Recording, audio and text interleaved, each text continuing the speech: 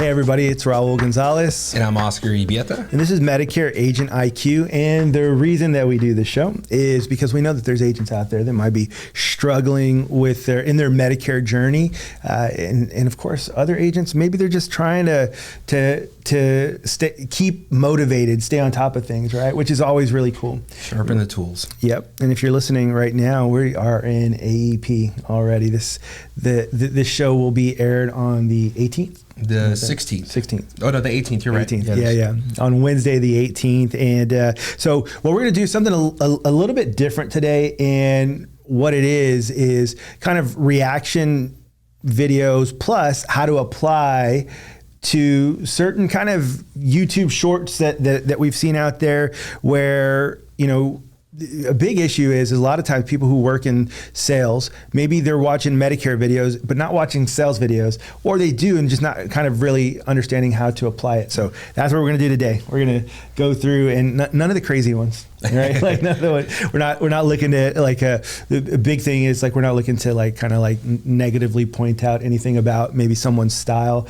Everybody, I feel like when you're doing these types of things and when you work in kind of influencing people to be successful in sales, that there are a lot of different styles, and I don't think any of them are wrong, other than like the ones that make you kind of be a little sleazy. Yeah. But outside of that, there's not really a wrong way to do this. And so really what we want to do is encourage people that, hey, let's watch some of these. Let's kind of figure out how you can apply it to Medicare. And so just maybe even some thoughts that we have on these videos. So the very first one is starting kind of with Andy Elliott. He's kind of polarizing himself. Yeah. So, but we'll start with him because there's actually a really cool one. You know what they do? They show up. Let me start that one more time. Contributors, you know what they do? They show up to the dealership. They bring special energy to the showroom floor. When they answer the phone like they love where they're at and they've dreamed to work for this company their whole life. This is Andy, how can I help you? Oh my gosh, man, what's your name? Well, it's a pleasure to meet you. Hey, by the way, I'm gonna get all the information you need. Where are you calling from today? Oh, that's awesome, man, I got family there. Right out the gate, you're different, baby. You're not like, used cars, this is Andy. Oh, you got the stock number? Oh, we got it. What time can you make it down? No ways. No ways. All right. There's a couple cool things that I thought about there. Do you have any thoughts? Yeah, I just think that last part, right? This, used cars, this is Andy. We've all had that experience before where you call in somewhere and it just doesn't feel very warm. It doesn't feel very welcoming, and you feel like you're fighting an uphill battle, especially if you're calling to get some information or you're inquiring about a particular product that you're buying. If somebody answers the phone that way, I don't know, right off the bat, I'm just not excited to talk about them. So I love that we're showing this video. Right. Because there's a way, it's night and day. The way that you're answering the phone, it could be the world of a difference on how the entire phone call is going to go. Yeah, you got to bring that good energy. Like when you're talking to people, like one thing I noticed is that when he was doing like how he would do it, he smiled the whole time. And I think that's an important thing for agents is, I don't know if you can tell, but if you're not watching the individual, you can always tell when they're smiling. Mm-hmm. And there's something that's just about people when they're smiling, they're excited to be there, and you can actually hear their smile without seeing them. And that was one of the things that he did. And so just want to encourage agents, when you're out there, remember to smile. Remember to bring that good energy. That's what I would tell people, is make sure that you have that positive attitude. You're in there to, someone's got to be in a good mood. I think that's what he said. Someone's got to be in a good mood. People don't buy insurance. People don't buy anything when they're in a bad mood, right? So someone's got to be in a good mood. It's your responsibility to bring that joy, bring that good mood. I think that's it. Yeah, don't wear your emotions. You can't carry your emotions in the we're moving on to the next video. No. So don't carry leave your emotions at the door. When you get into the office, when you get out into the field, whatever it is that you're doing, you got to leave them there, because we've all got things that we're dealing with, right? Whether it's good, whether it's bad. Right now, we've got a newborn at home, and it's been tough. And that's that my wife's carrying most of the weight right now. She's carrying the team. Yeah. And I feel like it's been a challenge for us, but I'm not bringing, whatever, if we didn't get sleep last night, whatever the case may be, baby's getting sick, whatever, I'm not bringing that to the workplace. I'm not bringing that to my clients. Yeah. I'm still excited when I go out and talk to people. I'm not going to be acting like I haven't slept last night. I'm not going to be grumpy, because I'm 0 for 4 on my last 4 appointments or whatever. I'm excited. I'm excited to do business with you. I'm excited to have a conversation with you, but don't care. You've got to be able to have the emotional, I guess, structure to just leave it there. And when you come to work, you've got to bring that excitement. Yeah. Because people like to do business. They do. And I'm not talking about that like super high energy salesperson excitement either. Just bring a good energy. Just bring some happiness. Like, hey man, I'm so happy. Man, I'm happy to be alive. I'm happy to be here. I'm happy that we get to chat and ultimately happy that I get to help maybe put you in a better situation. Right? Yeah. If you get a phone call from somebody, I think about the times that I've gotten referrals. Hey, Oscar, this is Betty. I got your phone number from Jane, and you helped her out. Hey, Betty, thank you so much for calling. Jane, remind me her last name. Great. And then maybe, hopefully you remember that client that referred, and you can talk a little bit about that. Or, I'll have to give Jane a call and just say thank you for referring you over to me.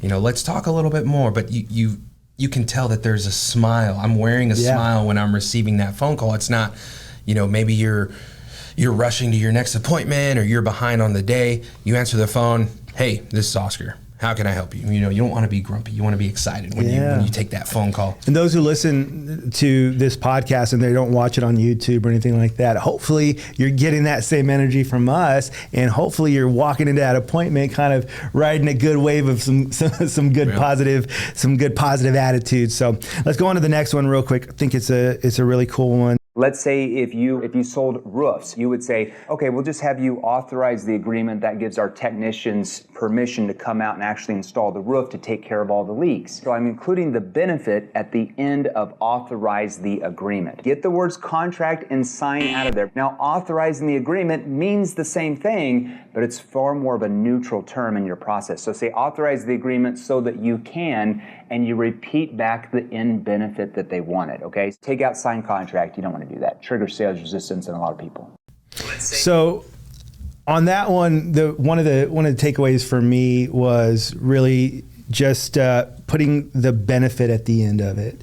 And so, to remind them. So I authorize all that. I'm not too worried about that. That's not really my style. I'm not like that picky. But one thing that I do think, or one good takeaway from that, would be the idea of saying, hey, I wanted to make sure to get together with you so we can go ahead and make sure to get your health insurance coverage going. And just reminds them, hey, so we don't leave you without insurance, right? We need to get together so that way we can make sure not to leave you without insurance. I think is a way to kind of rephrase it. Hey, don't forget we need to sign that document to get you going on your Medicare. So it'd be like, don't forget to sign that so we can make sure to get you covered. Yep. Right. Or even in other ways or other forms when you're talking to somebody, hey, let's get together so that we can see what we can do to save you money on your copays. Yeah. Or to bring some of your expenses down. Or a lot of times we get people who ask us, and in this particular market, right, people talk about grocery cards. They want to know if they can get money back into their Social Security check. A lot of times, if it's not a Part B give back plan, they may be referring to that. Here in Texas, it's called the Medicare Savings Program, where it gives you the Medicare Part B premium back into your Social Security check. We get a lot of phone calls like that, or people want to know how they can be getting money back or the groceries. A lot of times, they've got to qualify for Medicaid. They've got to be a D-SNP. Their income has to be under a certain threshold. And if it's not, I still turn that into an opportunity. I could say, hey, look, even though you may not qualify, once you've uncovered the information and you know that they're going to be overqualified, they make too much money to qualify for any of those benefits. Hey, even though you're not going to qualify for money back into your Social Security check, we can still see if we can save you money in other ways. We can maybe bring down your copays or get you more dental benefits or more over-the-counter benefits. So really turning that, and still, even though there's not an opportunity to get them money back into their Social Security check, you can still see if there's a way that you can save them money money in other ways. Yeah, and ultimately, I think that just after an appointment, especially if it's one maybe it didn't go as well as you'd hoped it would go, what you should do is evaluate how you're wording things. And is there any kind of sometimes, and I notice this a lot when I'm watching people and I'm kind of watching their nonverbal cues, but clues as to like, hey, you know, did I say something? Sometimes you'll notice like people's energy change, like even just the way that they lean in when you say something good or the way that they lean out when, you know, so kind of watch and kind of play it back. And sometimes to a fault, I do this where I'm playing back conversations, but in a very good way, in a constructive way, maybe replay the conversation that you had with them and kind of notice, was there anything that I said that really just kind of like turned them off or that kind of seemed to scare them away? Is that why, you know? And so then you can reevaluate and maybe say things in a different, more productive way. Yeah. So let's go on to the next one. It just keeps jumping back on. This is why when you ever go and like, I don't know, you're at church, you open up your phone and then all of a sudden it's like going off. So let's go on to another one here. This is one that I really liked here. This is, Brian Tracey, who I'm a pretty big fan of, and wrote The Psychology of Selling. But the most important part of selling is that the prospect likes you, that they like you and they trust you and they believe in you. Now, how do you build trust? Well, the three words that had enormous impact on my life forever after were the words listening builds trust. And if you're in sales, write this down, write it on your hand, write it on your wrist. Remember, talking does not build trust. Talking, in a way, drives people away. Asking questions and leaning forward and listening intently builds trust. And people cannot buy from you until they reach a certain level of trust where they feel confident enough to accept your recommendations. The way that you build trust is by asking questions and listening carefully to the answers. By the way, if you're a single male and you're interested in going out with girls, when you meet a girl, don't talk to her and try to impress her. Ask her questions about herself. You like that little bonus right there, right? if this goes for dating advice. Yeah, there you go. That's what Medicare agent IQ is going to start doing is dating advice. Now, go ahead. If you got some takeaways real quick. I love the three words: listening builds trust. Somebody has to like you. What he said at the very beginning of that, people like to do business with people that they like. Yeah. If you're not likable, then there's a good chance that they may not want to do business with you. So you want to make sure that you are able to get them to like you first and foremost. When I was in college, one of my professors said to me, what's the best way to get somebody to like you? Give them an opportunity to speak and talk about themselves. And I think that's kind of one of the points that he's trying to drive home there is ask questions, give them an opportunity to speak. If you're trying to impress a girl, you don't go and just talk. You ask the questions, give her an opportunity to talk about herself, right? There's people who do that. Yeah. It really is. If you didn't know that, if you're single and you were wondering, maybe that's why. No, but it's so true. Like people, what I find is that when I'm having a conversation with someone, if I'm talking about me, they might care if I say something that's intriguing, but what I do is I'm looking for something that we can kind of mutually both have something to say on a lot of times, but I'm asking them questions, like as I'm getting to know them, asking them questions and then finding some common ground in that where I'm saying, maybe there's something where we both can talk and then our chemistry starts going. That's how chemistry can start as well. You've got, what I like to do is in an appointment, take 15 minutes to try to get to know them and try to create some kind of bond. But what I find is that the best bond is created when I'm asking them questions about themselves, about their interests. We always talk about when you walk into their house, if you notice they have green grass, you notice they had like a classic car in the driveway. If you notice it and you just kind of observe kind of the whole way from getting out of your car or even the neighborhood, or even there's a bunch of traffic on the way to their house on the highway, it seems like there always is, they're going to talk about that also. Anything that would get them to talk, people tend to think that you are the best person in the world when you ask them questions about themselves or about their interests. So look also at their pictures that they have in their hallway on their way to their kitchen, or all those things. And then of course ask them what's most important to you, and that's going to make a pretty big difference. Would you agree with that? You got to be genuine. Don't be fake about it. Don't say, okay, these are the things that I need to do in order to make a sale. People can tell when you're being genuine and when you're not. So make sure that you're being genuine when you go in and have these conversations, when you go in and ask these questions, but also in that listening that you're doing. A lot of times, I know early on when I first started selling, I used to get caught up in the script, right? What I'm going to talk about. I'm going to talk about this plan and these great benefits that it's got. Well, if you take the time to listen to the person that you're meeting with, they're going to tell you in those conversations, they may tell you some of the things that they're looking for, that they're seeking in their coverage. Or even if they're not, if you start talking about family, yeah, I've got some grandkids. They live, when you look at that picture and you notice the picture of grandkids, yep, those are my grandkids, but they live out in Colorado. Okay, so when I'm talking and I get to my presentation and I say, hey, look, this plan covers you for emergency care. You're covered worldwide. So if you're out in Denver and you're out in Colorado and you're visiting the grandkids and there's an emergency, guess what? This plan is going to cover you out there. And so you kind of start to tie those things in, and it tells them a couple of things, right? Wow, this guy is listening to what I'm saying. He does care about me and my situation. You're building trust at the beginning, throughout, and all the way to the end. Yeah, I think listening is just so important, to the point where sometimes I notice, like, when people even give me directions, I stop listening for some reason. There's certain times that I've observed of myself that I stop listening.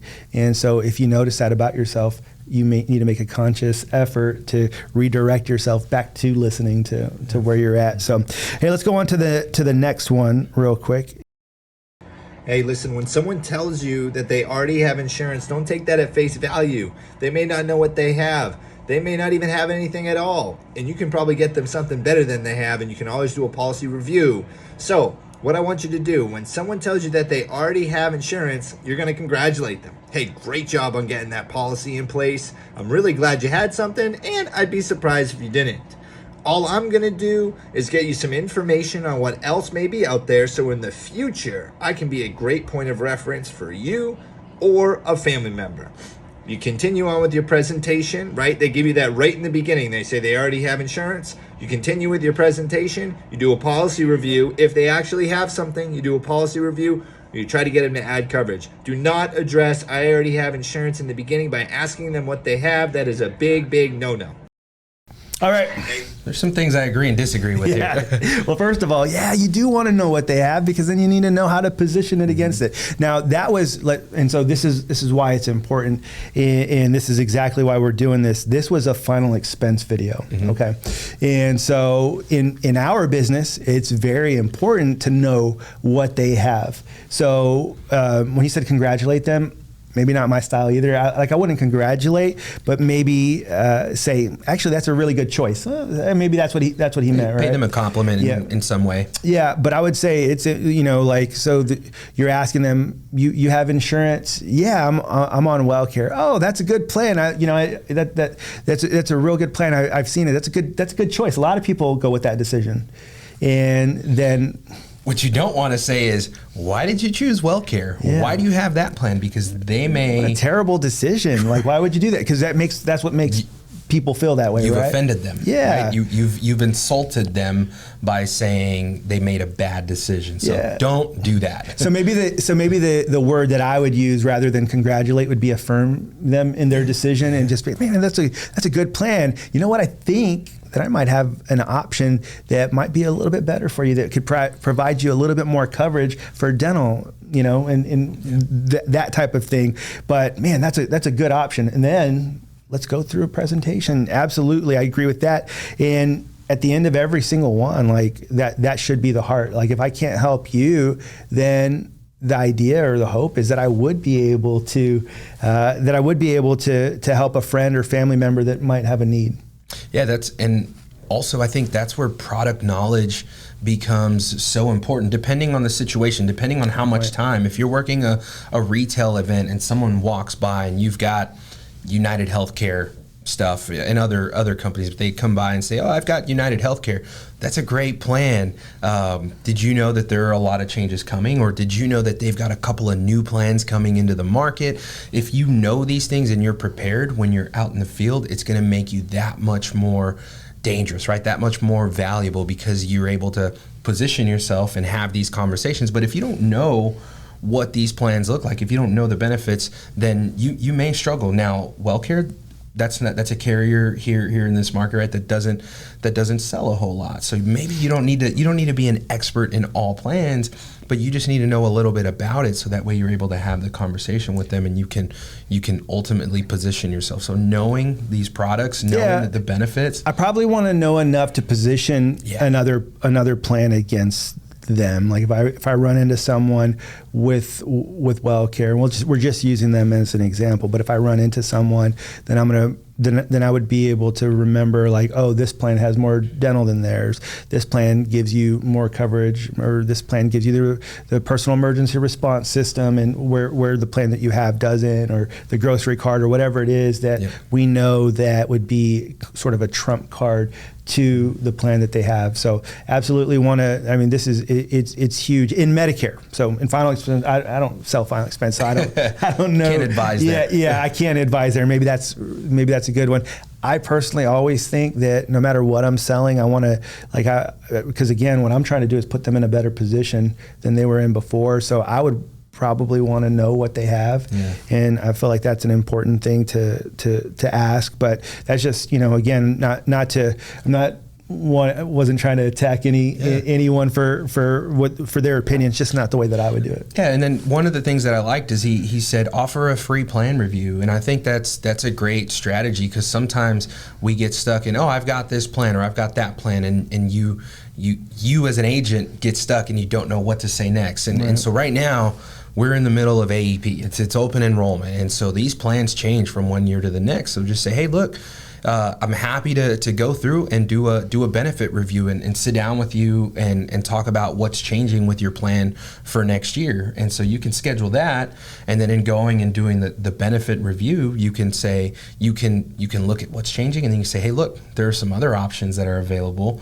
that may give you a little bit more. We saw that your hospital copay is going to look like this. Did you know that there are other plans out there that could actually save you money if you ended up in the hospital? So knowing this information, knowing which insurance plan that they've got, is critical. So that's one thing that I didn't agree with. And again, he's talking about final expense there. Different world. Yeah, but that's something that in the Medicare world, you do want to know what they've got. And even go as far as if you can figure out who their doctor is, because that allows you to go back, do some homework before you actually go and have that appointment with them. Right. And much respect to the gentleman, there's not a name here, final expense, to the gentleman who did it. So it was definitely just a little different in style, probably just because of it's a different type of plan. So on to the next one. This is a legend in sales, is Zig Ziglar, and let's go ahead.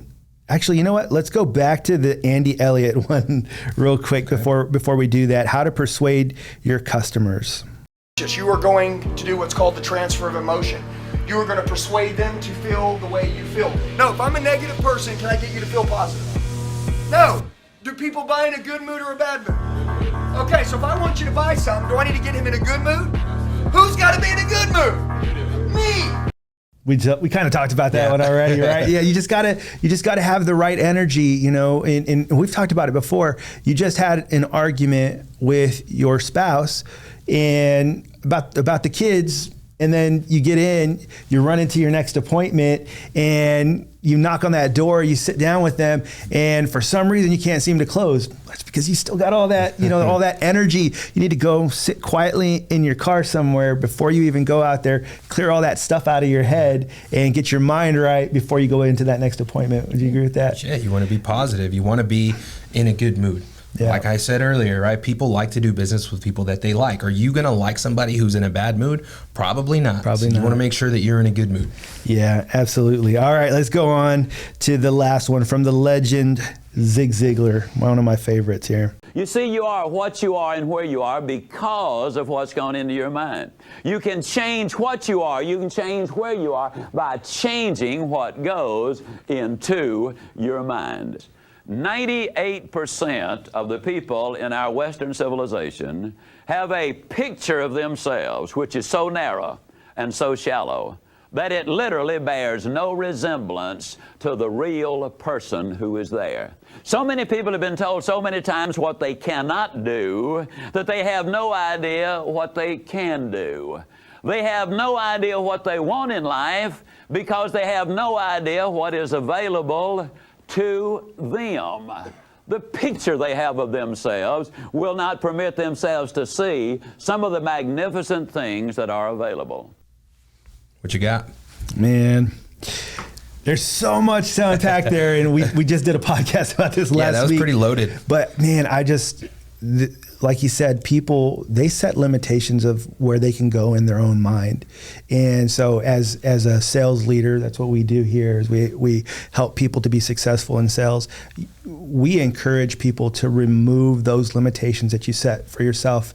And I see this happen in many ways where they see someone who is producing well, and instead of congratulating them or striving for that, they'll say, "Oh well, he had something special happened to him. That's why he got those sales." Or they'll see this other person and be like, "Yeah, well, they do it this way, so that's why they're successful." Or, "Gosh, if my cousin was a doctor that had an office, I'd be able to make it there too." And there's all these people that they look at other people instead of seeing themselves and visualizing themselves to be able to get to that limit. Not only will they not believe that they can get there, but they'll believe that everyone else who's successful is successful there because they had an unfair advantage. Yeah, they put some kind of they'll make an excuse, right? Yeah. They'll say they got lucky, and it's like, but the reality is they probably put in a lot of work to get to that position. We see that end reward. We see them at the top of the producer list, but we don't see all the work that they've been putting in to get there. And it's, are you putting in that same amount of work? Are you matching that? And if you're not, you can be real with yourself. You don't have to have that conversation with yourself. Am I doing all of the things that I can be doing to be a successful agent? Only you know the answer to that. But feed yourself with positive information. Don't eliminate all the negative stuff. Eliminate the negative information that you're taking in. Eliminate the negative people. Eliminate negative energies that are around you. There's only so much energy that we can exert on a daily basis. And I choose to just deal with positive energy at all times. I'm not trying to deal with any negatives in my life. I'm trying to keep everything positive. You remember that old there's a meme of like Shaq, like or a GIF where he's like wiping off, like swiping away like bad vibes, bad energy, Yeah. and just kind of moving around. That's that's Oscar right now. It's me. So did you have other thoughts on that one? Here's my thought. Is I want to challenge, if you're listening to this podcast or if you're watching this podcast and you are an individual that says, man, these other people, they've made it to this level because of something different, or that's great for them, but I can't make it to that level. I want to just encourage you, challenge yourself to go a step further than you believe that you can. And don't limit yourself. Don't limit how good you can be. Just decide that I'm going to be the very best Medicare agent that I can be. And believe me, it's a lot better than what you're doing right now. So we just want to encourage everybody, get out there. This is AEP. You are in the most exciting time to be an agent. I remember especially when I was first starting, I would get so excited really on October 1st when all the benefits would come out, and I could see everybody, all the different carriers and all the different plans. Now I understand we get sneak peeks now, but back when I was starting, there wasn't a whole lot of sneak peeks that we would get. So I'm going to encourage everybody, be excited, get the energy, just like all the things that we talked about. Apply all the things that we talked about. Become a professional salesperson, even though you work in Medicare. Get excited and take off, and we know that you can do it. So until next time, make sure that you're following us and engaging with our social media. We'd love to hear from every one of our listeners. And if there's something that you want us to talk about, a struggle that you have, make sure you share it with us, and we'll be glad to help you out with it. Until next time.